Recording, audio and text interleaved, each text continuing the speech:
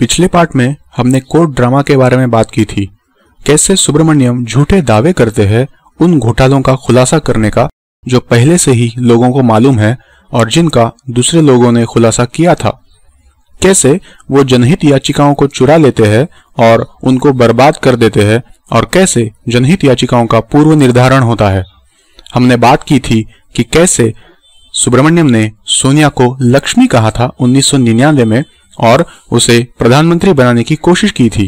कैसे इस विदेशी कंपनियों के एजेंट ने FDI यानी विदेशी प्रत्यक्ष निवेश के पक्ष में और स्वदेशी के खिलाफ बयान दिए थे और राष्ट्रीय स्वयंसेवी संघ के खिलाफ एक लेख भी लिखा था। अभी उनके भाषण बदल गए हैं, लेकिन उनके काम अभी भी कांग्रेस और विदेशी कंपनियों को ही फायदा कर रहे हैं। अभी हम बात करते हैं कि क्यों संघ, भाजपा, स्वामी रामदेव आदि सुब्रमण्यम स्वामी का समर्थन कर रहे हैं। मुझसे एक अच्छा प्रश्न पूछा जाता है, यदि सुब्रमण्यम स्वामी देश को इतना नुकसान कर रहे हैं जितना मैं बोलता हूं, तो फिर संघ और भाजपा के नेता सुब्रमण्यम स्वामी का साथ क्यों दे रहे हैं? इसका कारण मैं कहूंगा कि आप अंधभक्त खुद हो। आपकी अंधभक्ति की वजह से RSS आदि को मजबूर होना पड़ रहा है कि वे सुब्रमण्यम को समर्थन दे। कैसे, मैं आपको समझाता हूं। देखिए, विदेशी कंपनियों के मालिक या ईसाई धर्म प्रचारकों ने 2010 में देखा था कि कांग्रेस के खिलाफ लोगों का गुस्सा बढ़ रहा है। विदेशी कंपनियों के मालिक और ईसाई धर्म प्रचारक मीडिया, स्वयंसेवी संस्थानों और जजों के प्रायोजक है। इसीलिए उनका प्रयोग करके भ्रष्ट विदेशी कंपनियों ने नकली कांग्रेस विरोधी अन्ना और अब सुब्रमण्यम स्वामी जैसे लोग खड़े कर दिए जो कांग्रेस विरोधी युवकों के लिए अब आकर्षण का केंद्र बन गए हैं।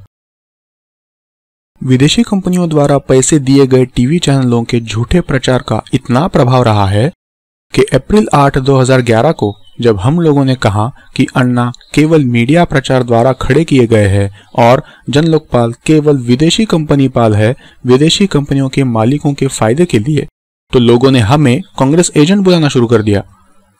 तो अभी यदि भाजपा या संघ के लोग अन्ना या सुब्रमण्यम को उनके यहाँ स्थान नहीं देते, तो फिर 2014 में उन्हें कांग्रेस विरोधी वोट बढ़ जाने की संभावना का सामना करना पड़ेगा। मान लीजिए कि अन्ना और सुब्रमण्यम एक पार्टी बना लेते हैं और 2014 में चुनाव लड़ते हैं, तो फिर वे कांग्रेस विरोधी 2 से 4% वोटों पर कब्जा कर सकते हैं, जिसका मतलब भाजपा को पूरे देश में 20 से 40 सीटों का नुकसान हो सकता है और कांग्रेस को फायदा होगा। इसीलिए भाजपा और संघ के नेता और जो भी कांग्रेस से नफरत करते हैं, उन सब के पास कोई भी चारा नहीं रहता कि वे अन्ना और सुब्रमण्यम के साथ काम करें, और उनके पास कोई भी चारा नहीं रहता सिवाय इसके कि वे इस अपमान को सहे कि सुब्रमण्यम ने वाजपेयी सरकार को गिराया था और सोनिया को 1999 में प्रधानमंत्री बनाने की कोशिश की थी, और ये अपमान सहे कि सुब्रमण्यम ने 2001 में विश्व हिंदू परिषद पर राष्ट्रीय सुरक्षा कानून के तहत प्रतिबंध लगाने की मांग की थी, और ये भी कि सुब्रमण्यम ने संघ को देश विरोधी संस्था कहा था, आदि आदि। इसीलिए कांग्रेस विरोधी वोटों को बंटने से रोकने के लिए भाजपा के नेताओं के पास कोई चारा नहीं है कि अन्ना, सुब्रमण्यम आदि को खुश रखा जाए। इसमें आप अंधभक्तों की भूमिका कहाँ आती है? बिकी हुई मीडिया ने आपको बोला कि सुब्रमण्यम स्वामी कांग्रेस विरोधी है और आपने मान लिया बिना जांच किए कि सुब्रमण्यम ने अपने कार्य द्वारा कांग्रेस को फायदा पहुंचाया कि नुकसान। इस तरह बिकी हुई मीडिया सुब्रमण्यम का नाम बड़ा करने में सफल हुई और RSS आदि को सुब्रमण्यम का समर्थन करने पर मजबूर होना पड़ा।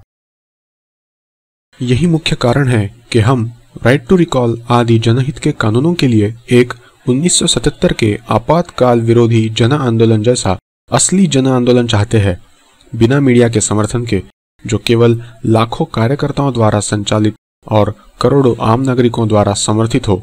जनलोकपाल जैसा नकली आंदोलन नहीं जो केवल मीडिया द्वारा प्रचारित था।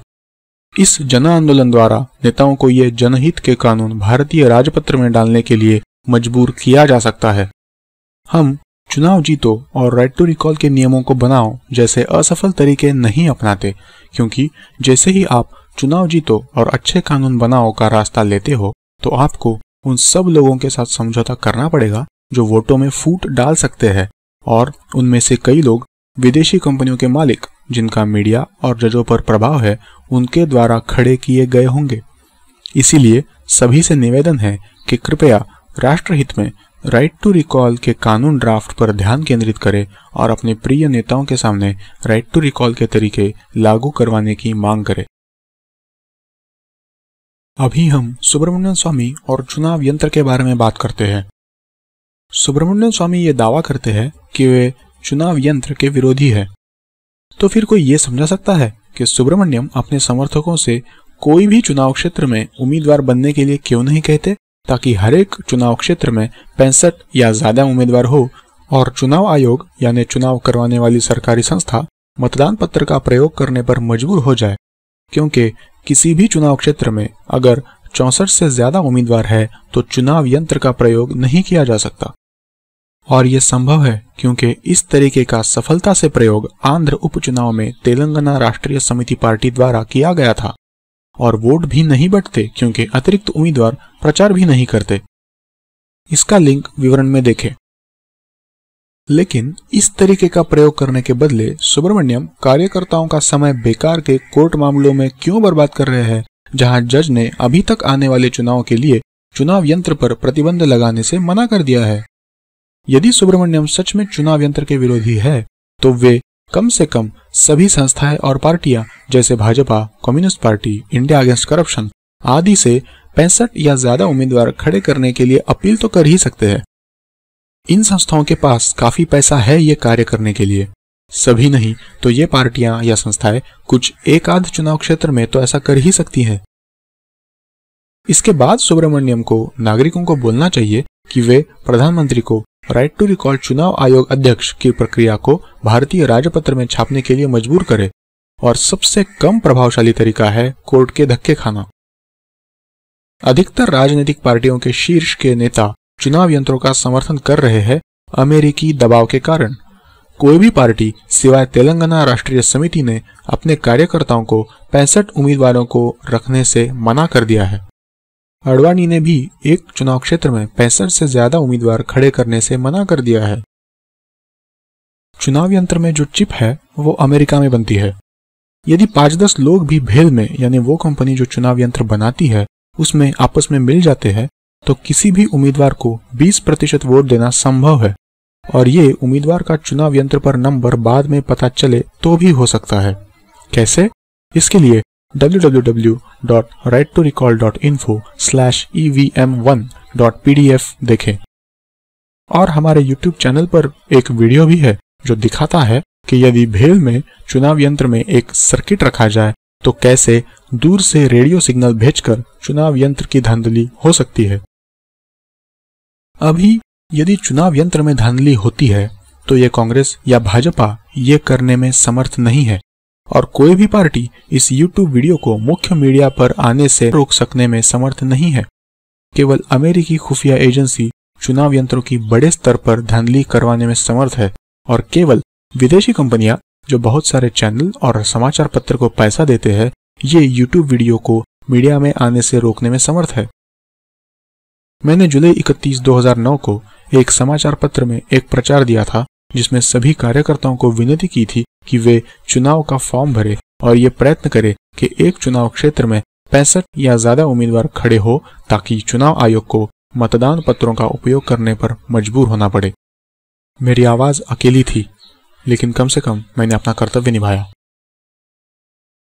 चुनावी यंत्र के साथ रसीद क्यों बेकार है? रसीद देने वाले चुनावी यंत्र चुनाव यंत्र की 1% भी धांधली नहीं रोक सकते। क्या यदि कोई व्यक्ति रसीद लेकर चला जाता है बिना उसको जमा करे? क्या यदि किसी व्यक्ति ने भाजपा के लिए बटन दबाया, मशीन ने रसीद में भाजपा लिखा और व्यक्ति ने झूठ बोला कि उसने कांग्रेस को वोट दिया था? और यदि ये रसीद देने वाले चुनावी यंत्र चुनाव की गोपनीयता को सुरक्षित रख सकते हैं कि नहीं, ये प्रक्रिया या ड्राफ्ट की घोषणा की जाने के बाद ही पता चल सकता है। जिन लोगों ने ये बोला है कि हर वोटर को एक रसीद चाहिए चुनावी यंत्र का प्रयोग करने के बाद, कृपया ध्यान दें कि इसमें निम्नलिखित समस्याएं आएंगी। 1. या तो रसीद मानव द्वारा पढ़ी नहीं जा सकती है, मतलब आप एक मानव हो और रसीद से नहीं बता सकते कि आपका वोट मशीन में किस उम्मीदवार के लिए दर्ज हुआ है। इस स्थिति में आपको मशीन पर भरोसा करना होगा, क्योंकि मशीन आपको बताएगा कि आपने किसको वोट दिया और रसीद भी मशीन ही देगा। दोनों चीज आपको मशीन ने ही बताई है। 2. या तो यदि रसीद मानव द्वारा पढ़ी जा सकती है तो इसमें विश्वास के मुद्दे का हल हो जाएगा, लेकिन दूसरी समस्या खड़ी हो जाएगी कि वोट की गोपनीयता भंग हो सकती है, जिससे वोटर पर किसी उम्मीदवार को वोट करने का दबाव आ सकता है। जनहित याचिका की फिक्सिंग यानी परिणाम का पहले से निश्चित करना के बारे में और बात करते हैं। भ्रष्ट विदेशी कंपनियों के समूह या लॉबी ये सुनिश्चित करते हैं कि जज केवल उन्हीं व्यक्तियों की जनहित याचिका आने दे जिन्हें ये भ्रष्ट विदेशी कंपनियां उनके द्वारा प्रायोजित बिकी हुए मीडिया द्वारा श्रेय दिलवाना चाहते हैं। ये विदेशी कंपनियों के लॉबियां जजों से अपने काम निकालती है, उनके रिश्तेदारों को अपने यहाँ नौकरी देकर और उन्हें साल के करोड़ों रुपए देकर या जजों का कोई और काम करवाकर। जनहित याचिका इस आधार पर स्वीकार नहीं की जाती कि उसमें लिखा क्या है, लेकिन याचिका को कौन व्यक्ति दे रहा है उसके आधार पर स्वीकार या अस्वीकार की जाती है। पहला उदाहरण, 2003 में राजीव दीक्षित जी ने एक जनहित याचिका डाली थी मॉरिशस मार्ग बंद करने और टैक्स की चोरी मॉरिशस मार्ग द्वारा रोकने के लिए, लेकिन सुप्रीम कोर्ट ने उनकी जनहित याचिका को रद्द कर दिया और ये संविधान के खिलाफ फैसले ने मॉरिशस टैक्स चोरी के मार्ग को जारी रखा। एक उदाहरण प्रस्तुत करते हैं कि कैसे सेतु समुद्रम की जनहित याचिका पूर्व निर्धारित यानी कि फिक्स की गई और राम सेतु मुद्दे को सुब्रमण्यम ने चुरा लिया था और विदेशी कंपनियों ने उनके प्रायोजित मीडिया और जजों द्वारा अपने एजेंट सुब्रमण्यम को हीरो बना दिया। हम अक्सर सुनते हैं सुब्रमण्यम और बिकी हुई मीडिया से कि सेतु समुद्रम योजना को रुकवाने का और राम सेतु को बचाने का श्रेय सुब्रमण्यम को जाता है। हम कुछ तथ्य देखते हैं। पहला, सेतु समुद्रम योजना भाजपा द्रमुक गठबंधन यानी एनडीए द्वारा 2002 में शुरू की गई थी, लेकिन बहुत सारे कार्यकर्ताओं ने भाजपा को मजबूर कर दिया कि वे इस योजना को रोके। इसी के कारण भाजपा द्रमुक गठबंधन टूट गया था और जब भाजपा सत्ता में नहीं रही तो उसने खुलेआम इस योजना का विरोध करना शुरू कर दिया। सेतु समुद्रम योजना आर्थिक रूप से व्यवहारिक नहीं है, ऐसा बहुत से विशेषज्ञ कहते हैं। इसीलिए ऐसी संभावना नहीं है कि ये सफलतापूर्वक लागू हो सके, लेकिन अभी तक करोड़ों रुपए खर्च हो चुके हैं। दूसरा तथ्य, सेतु समुद्रम योजना पर अन्यायपूर्वक तरीके से हो रही जनसुनवाई के विरुद्ध जनहित याचिका खारिज कर दी गई। ए सुब्रमणी द्वारा लेख चेन्नई दिसंबर 17, 2004।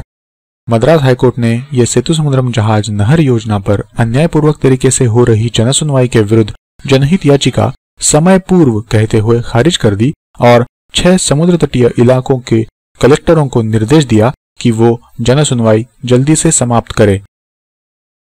सालों से विशेषज्ञ ये कह रहे हैं कि यह योजना आर्थिक रूप से व्यावहारिक नहीं है और वैकल्पिक रास्ते का प्रयोग होना चाहिए। यह योजना स्थानीय मछली पकड़ने के कार्य को नुकसान करेगा, उस स्थान के पर्यावरण को बर्बाद करके।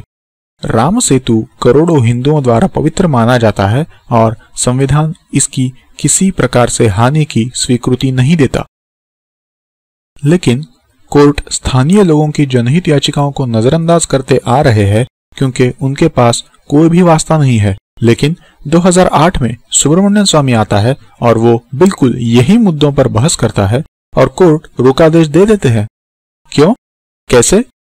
यह स्पष्ट है कि जजों ने सुब्रमण्यम की जनहित याचिका पर कुछ काम किया उनके विदेशी कंपनियों के प्रायोजकों के इच्छा अनुसार, और विदेशी कंपनियों द्वारा प्रायोजित मीडिया ने सुब्रमण्यम को हीरो बना दिया और इस बात को दबा दिया कि इससे पूर्व वर्षों से दूसरे लोग भी जनहित याचिका की अर्जी दे रहे थे। एक और जनहित याचिका के पूर्व निर्धारण यानी फिक्सिंग का मामला देखिए। 2 मार्च 2012 को एडवोकेट मनोहर लाल शर्मा ने अपने जनहित याचिका में कहा था कि वोडाफोन टैक्स मामले में हितों का आपस में टकराव है क्योंकि सुप्रीम कोर्ट के प्रधान जज कपाड़िया का बेटा एक परामर्श देने वाली कंपनी में काम करता है जिसने भूतकाल में अपनी सेवाएं वोडाफोन को दी थी और इसीलिए वोडाफोन टैक्स मामले को अमान्य दे देना चाहिए। शर्मा ने कहा था कि जज कपाड़िया उस बेंच का हिस्सा था जिसने वोडाफोन मामले की सुनवाई की थी, लेकिन सुप्रीम कोर्ट ने इस जनहित याचिका को मिथ्या लांछन लगाने वाला, ओछा और गैर जिम्मेदार बताते हुए खारिज कर दिया और याचिका डालने वाले पर 50,000 रुपयों का जुर्माना डाल दिया। कोर्ट को लिखा गया पत्र भी जनहित याचिका के जैसे दर्ज किया जा सकता है।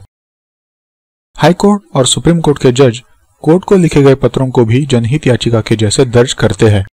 हमने हाईकोर्ट जज को जनहित याचिका पत्र भेजे हैं, वे जवाब भी नहीं देते। केवल उनकी ही जनहित याचिकाएं ली जाती है जिनकी जजों के साथ सेटिंग है और हम किसी भी जज को नहीं जानते।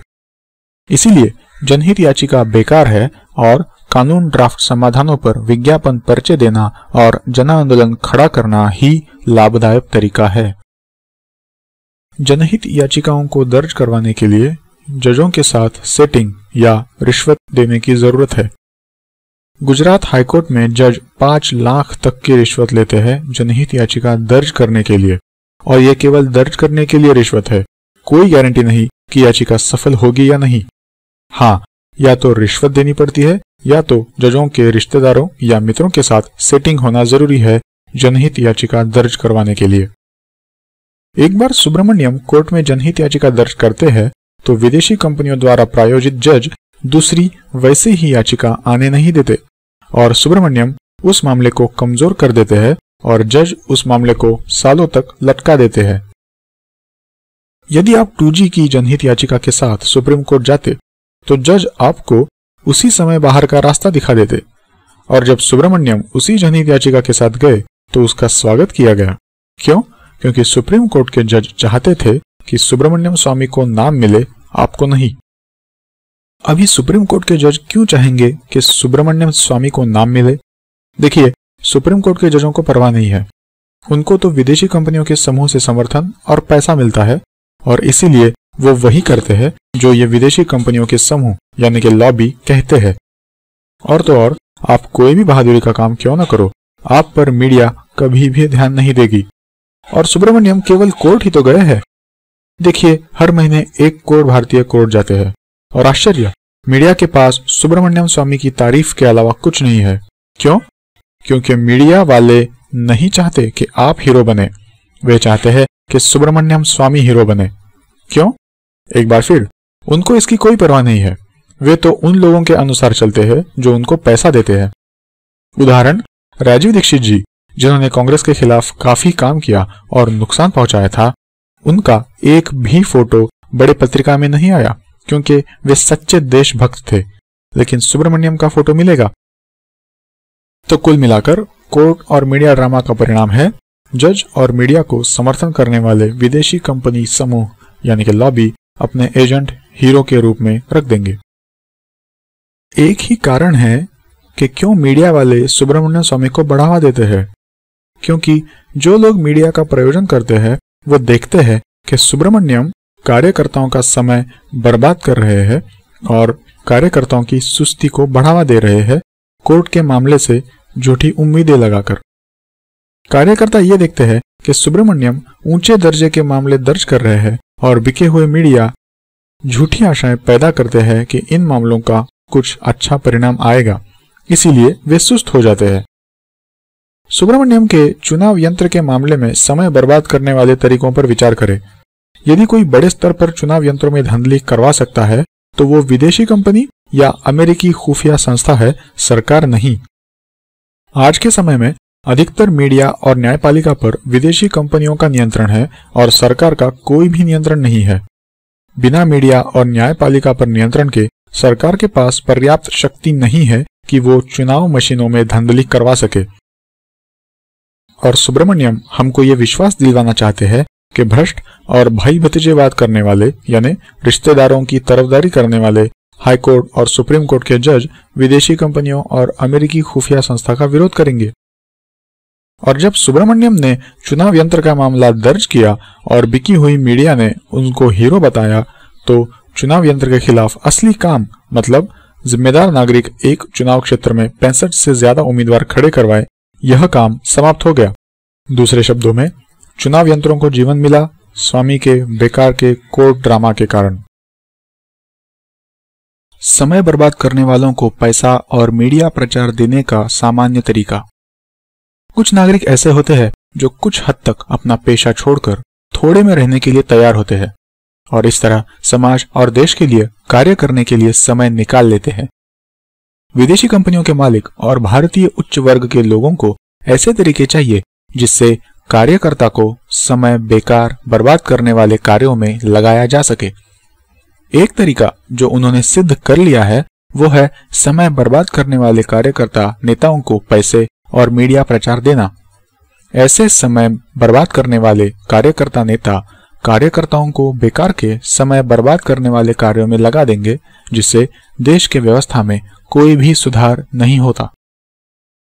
ये पूरा तरीका शुरू से अंत तक कैसे काम करता है? 1. जूनियर कार्यकर्ताओं की संख्या जो देश के लिए समय और पैसा देने के लिए तैयार है और बदले में कोई भी नाम, पैसा, प्रशंसा नहीं चाहते, कुछ लाखों में ही होती है। इसीलिए देश की व्यवस्था को सुधारने के लिए सबसे ज्यादा प्रभावशाली कार्य करने चाहिए। जूनियर कार्यकर्ता ये गलत सोचते हैं कि वे अकेले कुछ कर नहीं सकते, अनेक कारणों के वजह से, जैसे उनके पास समय नहीं है, उनके पास इतनी क्षमता नहीं है आदि, और इसीलिए वे एक समूह से जुड़ने का निर्णय लेते हैं। ये एक अपने आप में बहुत बड़ी गलत सोच है।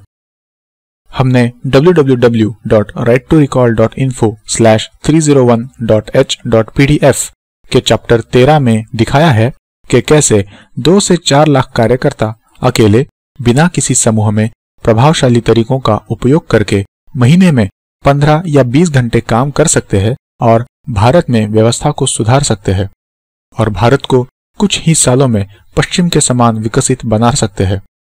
फिर भी कार्यकर्ता कोई समूह से जुड़ना चाहते हैं, इसीलिए वे कार्यकर्ता नेताओं की खोज करते हैं। यदि आपके पास देश के लिए 5-10 मिनट भी है तो भी आपके योगदान से देश की व्यवस्था सुधार सकती है। 2. कार्यकर्ता नेताओं को संस्था के लिए पैसे चाहिए, इसीलिए वे दानकर्ता खोजते हैं, चाहे वे विदेशी दानकर्ता हो या भारतीय दानकर्ता। फिर कार्यकर्ता नेताओं के पास इसके अलावा कोई चारा नहीं होता कि वे अपने कार्य सूची में से कुछ कार्य कम कर दे जो दानकर्ताओं को पसंद नहीं आएंगे, चाहे वे कार्य भारत के लिए बहुत जरूरी और तुरंत चाहिए हो। इस तरह कार्यकर्ता नेता समय बर्बाद करने वाले हो जाते हैं। उच्च वर्ग के लोगों से कोई आदेश नहीं होता है। कार्यकर्ता नेता अपने मर्जी से समय बर्बाद करने वाले हो जाते हैं, दानकर्ताओं के पसंद या झुकाव के अनुसार होने के लिए। 3. कार्यकर्ता नेता ऐसी पोशाक या पहनावा, रूप और बोली का प्रयोग करते हैं जिससे लगे कि कार्यकर्ता नेता सरकार विरोधी है। उनको ऐसा करने की जरूरत जूनियर कार्यकर्ताओं को आकर्षित करने के लिए पड़ती है। 4. अब उच्च वर्ग के लोग ऐसे कार्यकर्ता या नेताओं की खोज कर रहे होते हैं जो समय बर्बाद करने वाले हो।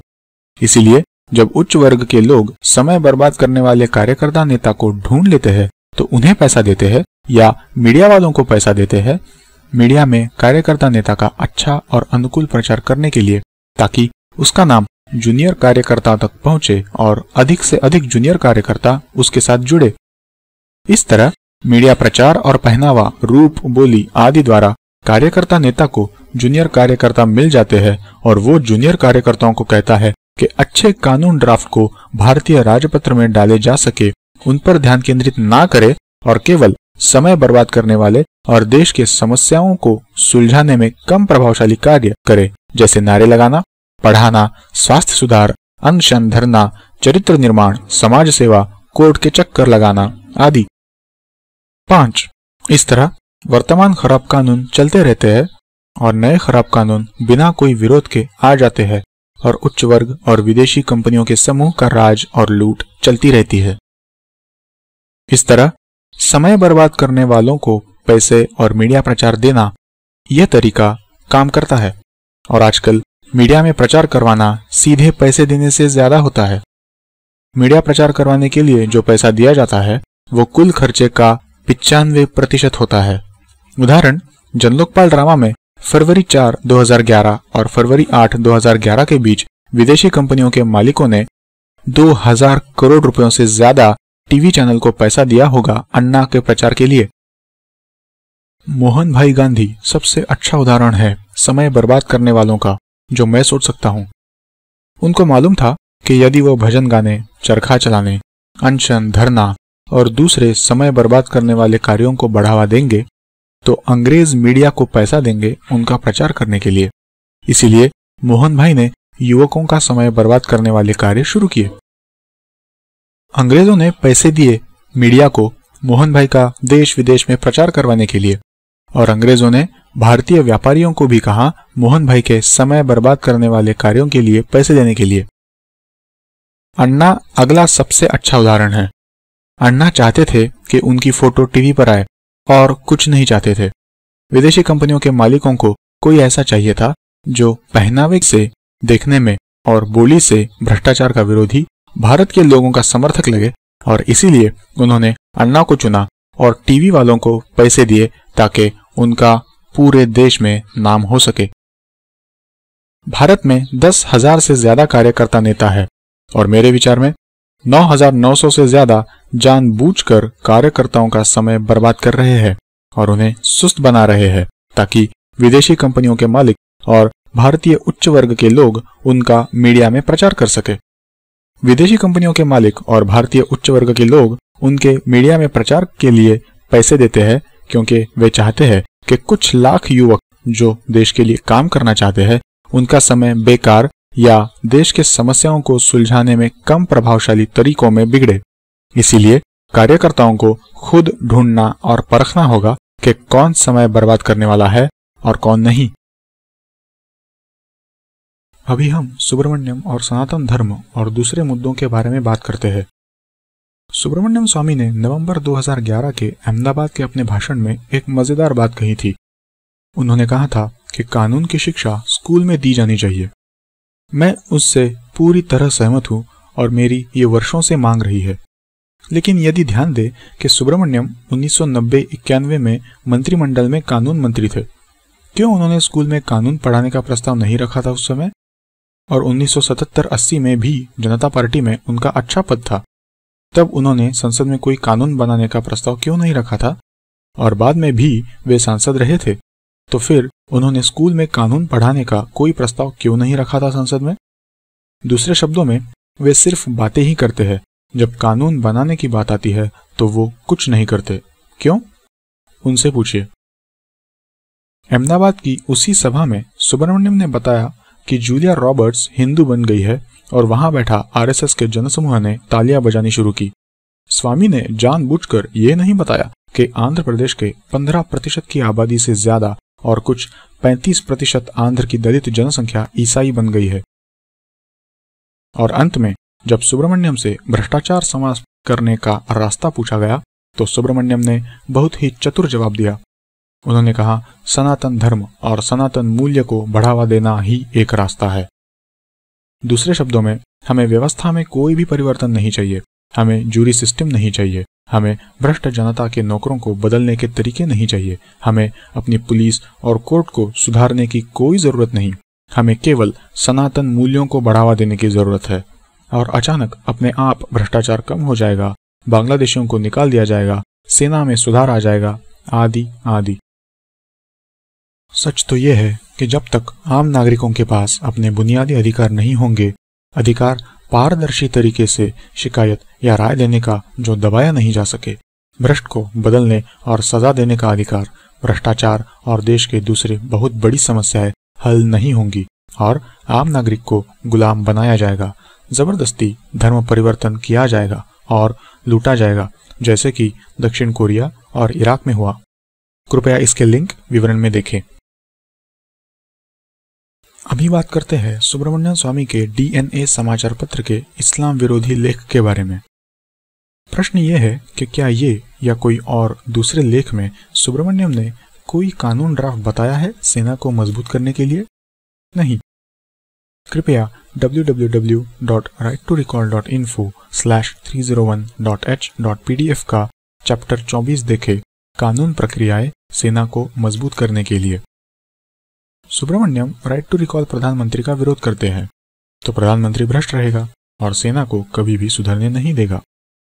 सुब्रमण्यम आम नागरिकों को हथियार देने के विरोधी है तो फिर हम पाकिस्तानी सेना के खिलाफ कैसे लड़ेंगे यदि उनके पास चीन के आधुनिकतम हथियार हुए तो? और हम पाकिस्तान के साथ बिना भारतीय सेना को सुधारे नहीं लड़ सकते। सुब्रमण्यम क्या कदम बताते हैं सेना को सुधारने के लिए? और जब वे सांसद मंत्री थे 1990 में तो उन्होंने कितने कानून ड्राफ्ट का प्रस्ताव किया था संसद में सेना को सुधारने के लिए? क्या उन्होंने कोई कानून का प्रस्ताव किया था उस समय संविधान के अनुच्छेद 370 रद्द करने के लिए? सुब्रमण्यम अवैध बांग्लादेशियों को भारत से निकालने की बात करते हैं, लेकिन वो उन सभी कानून ड्राफ्ट का विरोध करते हैं जो अवैध बांग्लादेशियों को देश के बाहर निकालने के लिए जरूरी है। उदाहरण, यदि कोई आरोपी बांग्लादेशी है या भारतीय, ये पता लगाने के लिए जूरी द्वारा मुकदमा बहुत जरूरी है क्योंकि अधिकतर जज भ्रष्ट होते हैं और केस को जानबूझकर लटकाते रहते हैं। और सबसे जरूरी, बांग्लादेशियों की पब्लिक में नार्को जांच आवश्यक है ये सिद्ध करने के लिए कि वो बांग्लादेशी है। और सुब्रमण्यम स्वामी ने खुलेआम नार्को जांच का विरोध किया है। असल में सुब्रमण्यम हसन अली ए राजा आदि पर नार्को जांच का भी विरोध करता है। इसके अलावा सुब्रमण्यम दावा करते हैं कि वे हिंदुत्व को बढ़ावा देने वाले हैं, लेकिन ऐसे कानून प्रस्ताव करने से मना करते हैं जिनसे बांग्लादेशी का देश में गैर कानूनी तरीके से घुसना रुक सके और मौजूद वर्तमान अवैध बांग्लादेशियों को खोजा जा सके, उनकी राष्ट्रीयता साबित करके उनको देश के बाहर निकाला जा सके, या हिंदुओं का जबरदस्ती धर्म परिवर्तन कैसे रोका जा सके। जबरदस्ती धर्म परिवर्तन, अवैध बांग्लादेशियों की समस्या, ईसाई धर्म प्रचारकों और विदेशी कंपनियों का मंदिरों पर कब्जा करके उसका पैसा धर्म परिवर्तन में लगाना, ये सब समस्याओं का समाधान कोर्ट के चक्कर लगाने में नहीं है। कृपया हमारे प्रस्तावों के लिंक विवरण में देखें और हमारा वीडियो भी देखें इसी चैनल में जबरदस्ती धर्म परिवर्तन और अवैध बांग्लादेशियों को रोकने के लिए। मैंने स्वयं सुब्रमण्यम स्वामी से बात की है। वो किसी भी कानून में परिवर्तन का विरोध करते हैं, विशेषकर पारदर्शी शिकायत या प्रस्ताव प्रणाली। कृपया चैप्टर 1 www.righttorecall.info/301.h.pdf देखें। केवल हिंदू मानसिकता जो बदलने की जरूरत है वो है कि कानून प्रक्रियाओं पर ध्यान केंद्रित करने की। हिंदुओं को अपने संस्कृति के ओर वापस लौटना होगा जिसमें व्यक्ति की नहीं, व्यक्ति के गुणों की पूजा करनी होती है। उनको सभी अंधभक्ति रोक देनी चाहिए। सुब्रमण्यम स्वामी के सारे कोर्ट के मुकदमों का परिणाम एक बड़ा शून्य है। और फिर भी मीडिया के सामने सुब्रमण्यम स्वामी दावा करते हैं कोर्ट में मामले दर्ज करके भ्रष्टाचार को खुला करके भ्रष्टाचार को कम करेंगे। सुब्रमण्यम को अच्छी तरह से मालूम है कि यह संभव नहीं है क्योंकि उनके 15 सालों के कोर्ट की कार्रवाई से एक भी आरोपी को सजा नहीं हुई है। बिना सजा के भ्रष्टाचार कम होगा नहीं, लेकिन वे सच्चे कार्यकर्ताओं को भटका रहे हैं उन रास्तों से जो भ्रष्टाचार कम करेंगे, जैसे पारदर्शी शिकायत या प्रस्ताव प्रणाली, मजबूत जूरी सिस्टम, प्रधानमंत्री, सांसदों, लोकपाल, जज आदि को आम नागरिकों द्वारा बदलने का अधिकार यानी कि रिकॉल का अधिकार की अच्छी प्रक्रियाएं। सुब्रमण्यम कार्यकर्ताओं को क्यों भटका रहे हैं? साफ है कि वे ऐसा पैसों के लिए नहीं कर रहे हैं, शायद वे नाम पाने के लिए कर रहे हैं। लेकिन जो भी कारण हो, यह साफ है कि उनका कोर्ट का ड्रामा, कोर्ट का अभियान केवल कार्यकर्ताओं का समय बर्बाद कर रहा है और उससे भ्रष्टाचार बिल्कुल भी कम नहीं हो रहा है। सच्चाई ये है कि 99% बड़े भ्रष्टाचारों में कोई भी सबूत नहीं होता। बिना सबूतों के भ्रष्ट को कभी भी सजा नहीं होगी। इसीलिए सुब्रमण्यम अपने 15 सालों की कोर्ट की कार्रवाई में एक भी आरोपी को सजा नहीं दिलवा सके हैं और बिना भ्रष्ट को सजा हुए भ्रष्टाचार कम नहीं होगा। इसीलिए जो कोर्ट के चक्कर लगाकर भ्रष्टाचार से लड़ने का रास्ता सुब्रमण्यम दिखा रहे हैं और बढ़ावा दे रहे हैं, वो एकदम बेकार है। एक और झूठ जो सुब्रमण्यम और दूसरे नेता कार्यकर्ताओं और आम नागरिकों को बोलते हैं, अपने पसंद के नेता और पार्टी को बहुमत से चुनाकर जितवाओ और हम सभी अच्छे कानून बनाएंगे। ये पूरी तरह से असंभव है। क्यों? मान लीजिए किसी तरह एक पार्टी को लोकसभा में बहुमत भी मिल जाती है, लेकिन उसको 5-10 साल या ज्यादा चाहिए राज्यसभा में बहुमत पाने के लिए और कानूनों को पारित करने के लिए। यदि ये भी किसी तरह संभव हो गया कि कोई कानून दोनों सदनों में पारित हो गया, तो विदेशी कंपनियां सुप्रीम कोर्ट में अपने एजेंट जजों द्वारा उस कानून को रद्द करवा सकती है। इसीलिए केवल कुछ गिने चुने लोग ही शक्तिशाली विदेशी कंपनियों का सामना नहीं कर सकते, क्योंकि आज विदेशी कंपनियों का अधिकतर मीडिया और न्यायपालिका पर प्रभाव है। अकेले बिना किसी समूह में प्रभावशाली तरीकों का उपयोग करके महीने में 15 या 20 घंटे काम करने वाले केवल 2-4 लाख कार्यकर्ता और कुछ करोड़ आम नागरिक चाहिए देश के लिए अच्छे कानून प्रक्रियाओं पर जन आंदोलन खड़ा करने के लिए और प्रधानमंत्री या मुख्यमंत्री को मजबूर करने के लिए कि वे इन कानून ड्राफ्ट को भारतीय राजपत्र में डालें। मैं श्रोताओं से विनती करूंगा कि वे अध्ययन करें कि कैसे बदलाव आए थे असली सफल जन आंदोलन के द्वारा, जैसे भारतीय नौसेना विद्रोह 1946, आपातकाल जन आंदोलन 1977 आदि। कार्यकर्ताओं को क्या करना चाहिए? कार्यकर्ताओं को अब कानून ड्राफ्ट यानी कानून का नक्शा और प्रक्रियाओं पर ध्यान देना चाहिए जो देश की बड़ी समस्याओं का हल करेंगे, बजाय कि कोर्ट ड्रामा के या नेताओं और बुद्धिजीवियों को अंधे होकर मानने से। उनको लोकतांत्रिक तरीके अपनाने चाहिए देश के लिए अच्छे प्रक्रियाएं और देश में व्यवस्था परिवर्तन लाने के लिए। विज्ञापन या पर्चे द्वारा समाधान कानून ड्राफ्ट जनसमूहों को बताना चाहिए। ये लोकतांत्रिक तरीके हैं देश के लिए अच्छी प्रक्रियाएं लाने के लिए, जो सफल होंगी यदि कार्यकर्ता इसमें भाग ले तो। गैर लोकतांत्रिक तरीके जैसे अपने प्रिय नेता के नारे लगाना, भाषणबाजी, बंद दरवाजों के पीछे चर्चा, किसी नेता के लिए चुनावी प्रचार करना, अनशन, मोमबत्ती रैली आदि से देश और व्यवस्था में कोई भी सकारात्मक परिवर्तन नहीं आएगा। इन तरीकों में जनसमूह सक्रिय रूप में शामिल होता है, जो देश में बराबर के हिस्सेदार है, और इसीलिए ये लोकतांत्रिक तरीके शक्तिशाली और सफल होते हैं। दूसरी ओर वो तरीके जिनके द्वारा जनसमूह नहीं कुछ ही लोग सक्रिय रूप से शामिल होते हैं, वे कमजोर और गैर लोकतांत्रिक है और व्यवस्था में कोई सकारात्मक परिवर्तन लाने में विफल हो जाते हैं। ये जनहित कानून प्रक्रियाएं भारतीय राजपत्र में डाली जाएंगी उससे पहले ही, जब जनसमूह को देश के ज्वलंत समस्याओं के समाधान कानून प्रक्रियाओं के बारे में पता चलेगा, जैसे पारदर्शी शिकायत प्रस्ताव प्रणाली, राइट टू रिकॉल प्रधानमंत्री, राइट टू रिकॉल जज, राइट टू रिकॉल पुलिस अध्यक्ष आदि। नेता, जज, पुलिस डरेंगे कि अब लोगों को इन प्रक्रियाओं के बारे में पता चल गया है और अब यदि उन्होंने अपना काम सही से नहीं किया तो करोड़ों लोग इन प्रक्रियाओं की मांग करेंगे, जिससे जनता की राय नहीं दबेगी और आम नागरिक भ्रष्ट को बदल सकते हैं, सजा दे सकते हैं। दूसरे शब्दों में, इन कानून प्रक्रियाओं के आने का डर भी प्रभावशाली है और जनता के नौकरों को सुधर जाने के लिए मजबूर करेगा।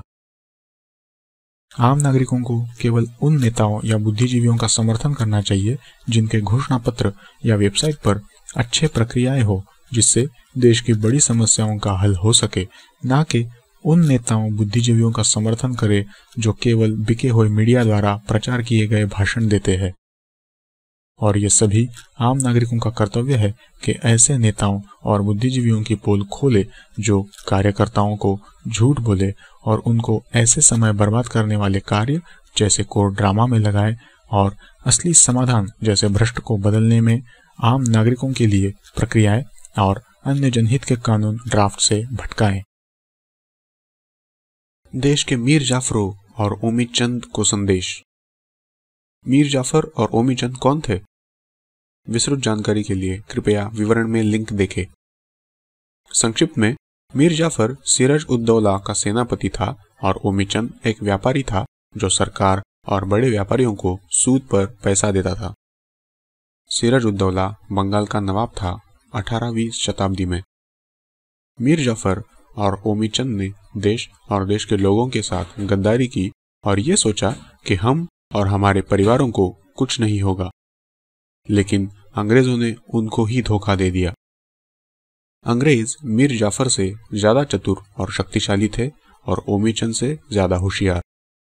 मीर जाफर और उसके परिवार को अंग्रेजों ने मार दिया और सूद देने वाले व्यापारी ओमीचंद को अंग्रेजों ने धोखा दे दिया और वो पागल हो गया। संक्षिप्त में, गद्दारी करने वालों ने खुद ही अंग्रेजों द्वारा धोखा खाया।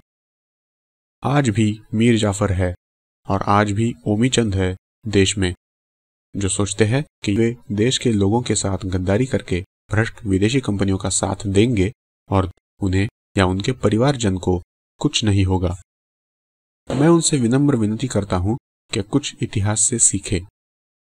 देश तो बर्बाद होगा, आप और आपके प्रियजन को भी भ्रष्ट विदेशी कंपनियां छोड़ेंगी नहीं, चाहे वे दुनिया के किसी भी कोने में हो। और दूसरे नागरिक कृपया ऐसे गद्दार लोगों को उनको कोई नाम दिए बिना एक बार जरूर समझाए कि वे सुधर जाए, उसी में उनका भला है। और साथ ही देश के भलाई के लिए जनहित प्रक्रियाओं का प्रचार करें। आप आम नागरिक कैसे निर्णय करेंगे कि कौन से नेता या बुद्धिजीवी को समर्थन करे और किसका विरोध? क्या आप अंधे होकर समर्थन करेंगे उन व्यक्तियों का जिन्हें बिके हुए, जांचे न जा सकने वाले समाचार बढ़ावा देते हैं और जो केवल भाषण देते हैं और बिकी हुई मीडिया में खाली वायदे करते हैं, वायदों के लिए कोई भी प्रक्रिया ड्राफ्ट नहीं देते?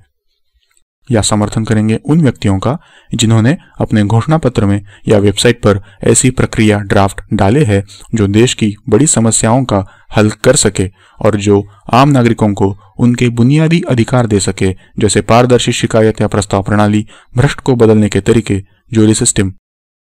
ऐसी प्रक्रियाओं को righttorecall.info/301.h.pdf में देखें।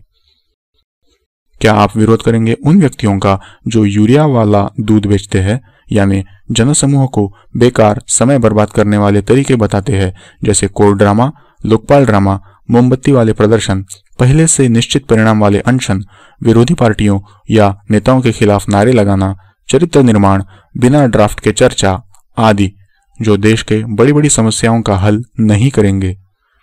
या विरोध करेंगे उन व्यक्तियों का जो शुद्ध दूध बेचते हैं, यानी अच्छे प्रक्रियाएं जो आम नागरिकों को लाभ करे और उनके अधिकार दे, और जो उनकी पोल खोले जो नकली यूरिया वाला दूध शुद्ध दूध बताकर बेचते हैं? आप निर्णय करें।